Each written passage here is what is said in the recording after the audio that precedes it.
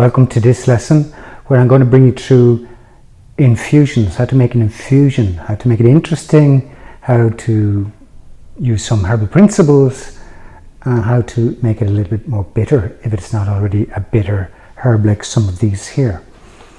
Infusions are great because they're so accessible. I bought these 3 infusions this morning in the local Polish shop. A very good value, St. John's wort, lemon balm, 2 very nervous system herbs that I'm going to add a little bit of gentian to bitter them up, to make them a little bit more medicinal. And this, of course, cholesterol has my favourite hawthorn berry, which is really great for the heart.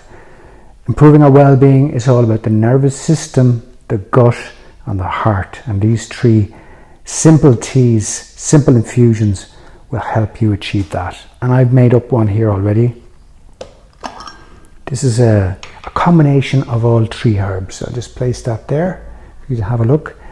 So this is how you can make herbal teas, infusions interesting. Herbal tea or infusion. Infusion is the more sophisticated word, but I call them regularly herbal teas.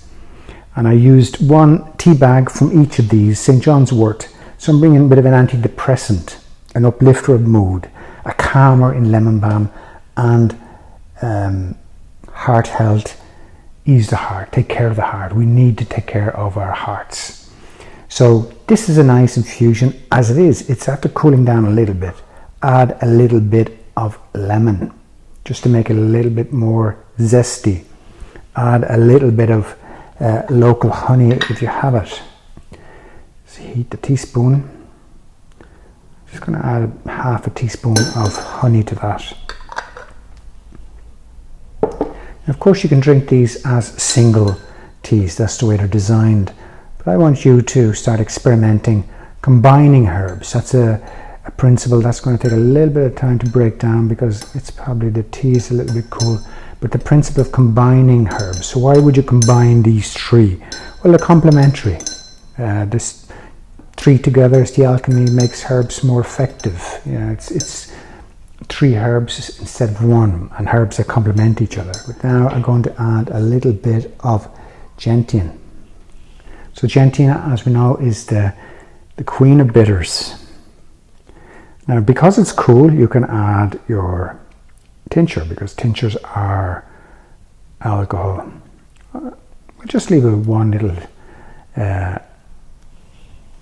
squirt of gentian. I can smell the gentian already.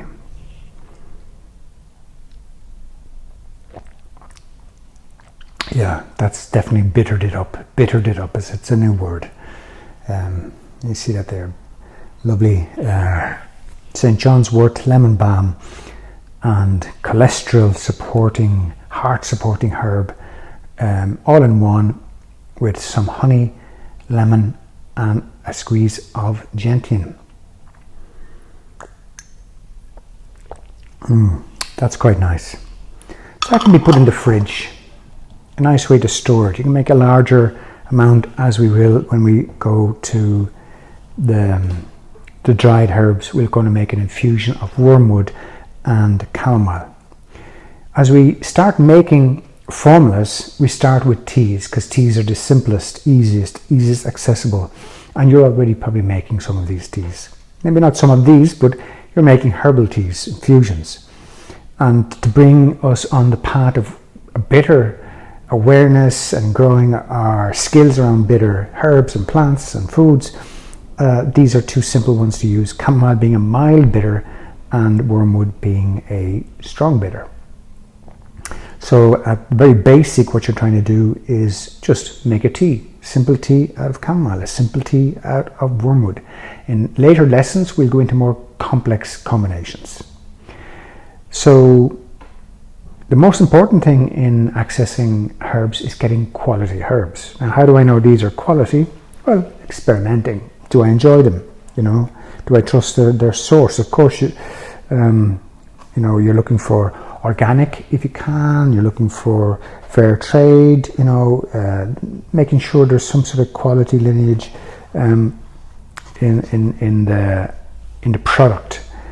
When I'm buying dried herbs, I'm usually buying them from a supplier to herbalists. But in this case, well, this were a stock I had a lot of chamomile, so I bought these from my herbal supplier. The wormwood, very easily, I bought it on Amazon in Germany. It came in a large bag, it was very good value. Germany has a long tradition of using herbal medicines, and I've had a lot of pleasure and enjoyment, if you can say that about bitters, out of this wormwood. So it's dried herbs, you know, you can see the herb there, you can see the dried parts. With tea bags, you know, you can open them and see, can you, like, that looks authentic. You know, if you open that up, it's not just dust, it's the dried herb crushed. With infusions, you're going to try and leave them for 10, 15, 20 minutes, 30 minutes. The longer you leave the infusion infuse, the stronger it's going to be. The more value you get out of the herb. So that's what you want to get into, moving away from this idea of an infusion tea bag, you know, 2 or 3 minutes, squeezing it out, rushing it. Let it infuse, let it cool down. You can heat it again, you can cool it with ice, you can leave it in the fridge, and then you can combine it. This is a base, this is water base infused herbal tea, and I've added a little bit of gentian bitter. You could add other bitters to it, angostura, you could add alcohol Campari, you know, you can start to begin to explore. You could add some grapefruit juice, you could add other spices depending on what you like. Cayenne pepper would be really good for the heart. If you were making your own kombucha or fermented water kefir drinks, you could mix them up. You could infuse some herbal tea, add it to the kefir water, to the kombucha. Get as complicated, as interesting as you want with your herbal teas, your fusions, because that's what will sustain your interest. There are hundreds of variations. This is just an introductory lesson to what's possible. Let's make our chamomile and wormwood infusion. So with infusions, you know, you can make it as strong or as weak as you want. There's a general principle of 4 to 6 tablespoons per litre of boiling water. So I'm going to make about a litre of chamomile tea. That's 4. Yeah, 4 might be enough. Do 5. And with our wormwood, I'm going to make in my smaller pot here using this little strainer, and we will use 1 tablespoon of wormwood, because wormwood's quite strong. Now with wormwood, it's a full tablespoon. With the wormwood, you can reinfuse once the liquid is used up, because you're going to get more value out of your herb. Now let's get our water, boiling water. So we'll fill this one first, fill our wormwood.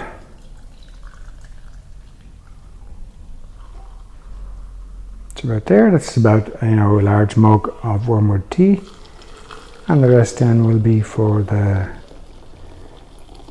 chamomile. Again, the chamomile you can infuse, add more water as you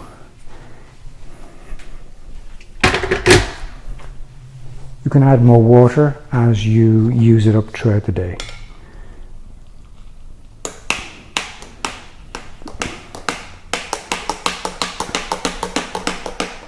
The chamomile is full of little hairs and can be tough on your strainer. It can get blocked, it can get kind of messy, so you need to make sure it's well stirred.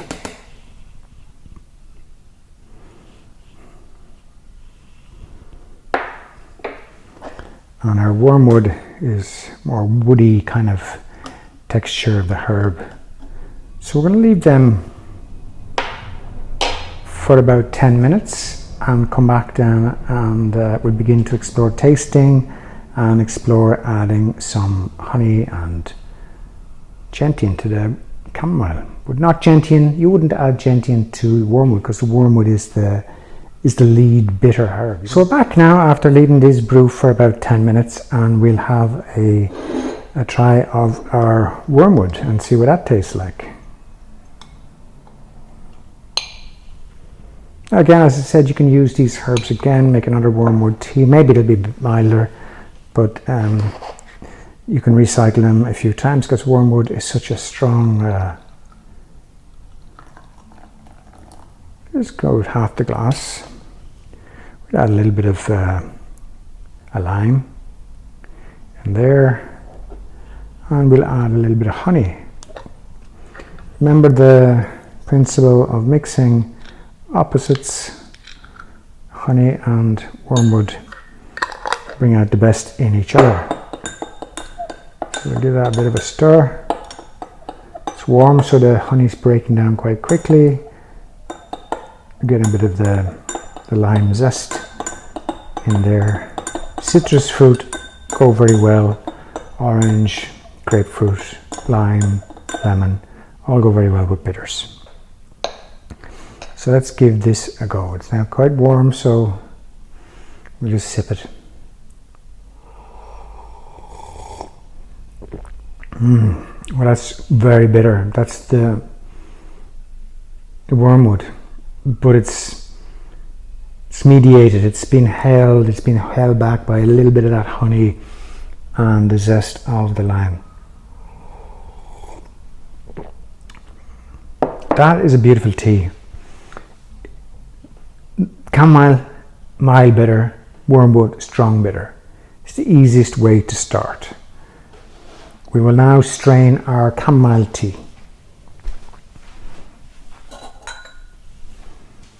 So I'm going to use this little jar here. As I said, the chamomile has a lot of little hairs in it, and so it can be hard to strain out through the strainer. You might have to give it a few chances. But that's turning out nice. Just fill it halfway, just for now. That looks a lovely golden colour.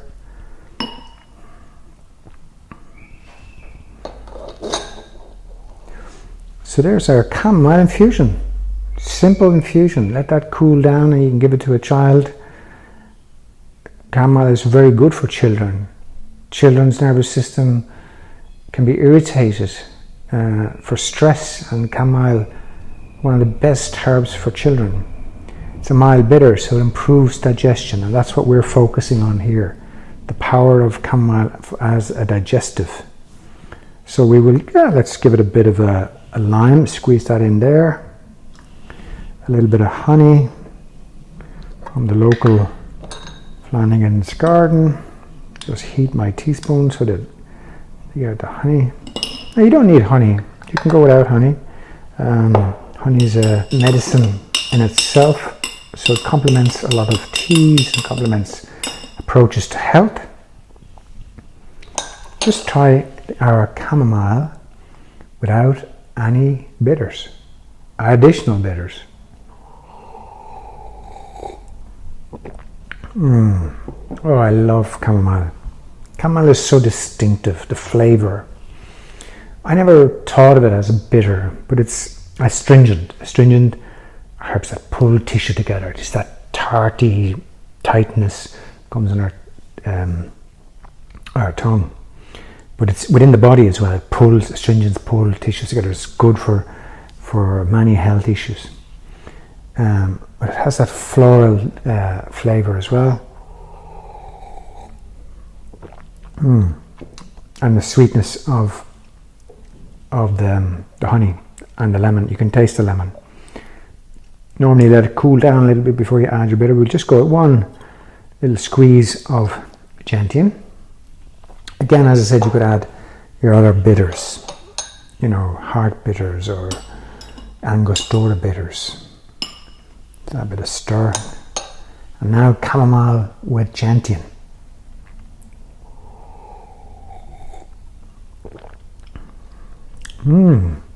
That's That's interesting. That's kind of brought out a bit more sweetness, flavor of the lemon, honey.